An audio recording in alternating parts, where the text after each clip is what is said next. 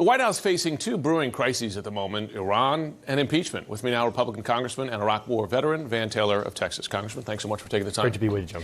You were an intelligence officer in the Marines. Yes, I was. I want to play for you how the Defense Secretary described the intelligence leading up to the Soleimani strike and get your reaction to it. Have a listen.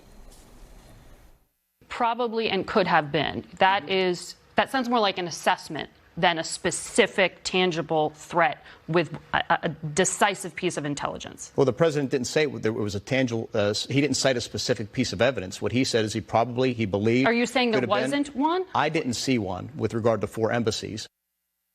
Probably believed, could have been. You dealt with a lot of intelligence to your time. Is that an imminent threat? Well, let me say thank you for having me on. It's great to be here with Pleasure you. To have you. Served in the Marine Corps. Was an intelligence officer. Went and worked in a secret compartmentalized information facility for a living for a while there. And in Iraq, led the 1st platoon in Iraq for my brigade, and we collected intelligence to bring back to the general. Intelligence in those circumstances, that could be a life or death question. Oh, absolutely. Yeah. No, there's no question that it can be life or death. And when you're dealing with information, you want to get as much as you can that's going to be accurate and credible. I went to the classified briefings last week and left with no doubt in my mind that there was an imminent threat, that the President of the United States did the right thing. And I think the question to ask ourselves is, did he have the authority, the legal authority, to kill a combatant on the battlefield? And I think that the authorization of military force passed in 2002, gave the President of the United States the authority to do that. I get that argument, but there's also about explaining this decision to the American public, a decision that risked a military response. We've seen some of it, possibly not all of it. And the administration went pretty far out on its skis here, talking about how imminent it was and how specific it was. I'm just curious, as a Marine intel officer, if you went to your commander about to go into battle, and he said, is it an imminent threat? And you said, probably could be, I believe. I mean, your commander's not going to be satisfied with that answer. Well, having been to war, you never have enough stuff and you never have enough information. And that's the world that you deal with when you're in a battlefield situation. The president didn't need that legally under the AUMF to go conduct the operation that he conducted. Killing enemy combatants is legal. You can do that on the battlefield.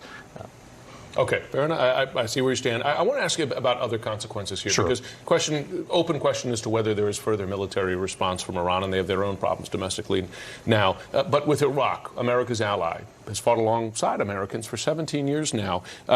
Growing pressure inside, whether it ends up that way, we don't know, but growing pressure for U.S. troops to leave. Should U.S. troops leave Iraq? I think U.S. troops are a force for good in Iraq. We are stabilizing Iraq. Actually, when I was participating, 17 years ago, actually this month, my unit was activated to go over to Iraq. We actually saw our brigade dealt with Iranian spies coming in literally weeks after we had come in. So the Iranians have been there for a long time. They are supporting terrorist organizations, the Shia militias that are there. And the United States is a counterbalance to that. And I think that we're doing it smart. We have a relatively small footprint of a few thousand men on the ground. And Iran has been ratcheting up their attacks around the region, right? They were attacking last year. They were attacking, freighters. They were attacking Saudi oil infrastructure. They were shooting down American drones. I mean, the Iranians have been conducting terrorist operations, and I think the president, with what he did, he reestablished. But let me ask about Iraq, because the president is now threatening to sanction our ally Iraq if they make which is their decision, whether U.S. forces are there or not. Would that be correct for the U.S. president to sanction an ally, to pressure them on this question? Well, I think the president's right to pressure them to try to make sure that American forces stay there, and that's in the interest of the Iraqi people, and I think but more importantly, it's in America's foreign policy interest. We've got to be a counterbalance to Iran. Iran is conducting operations around the region.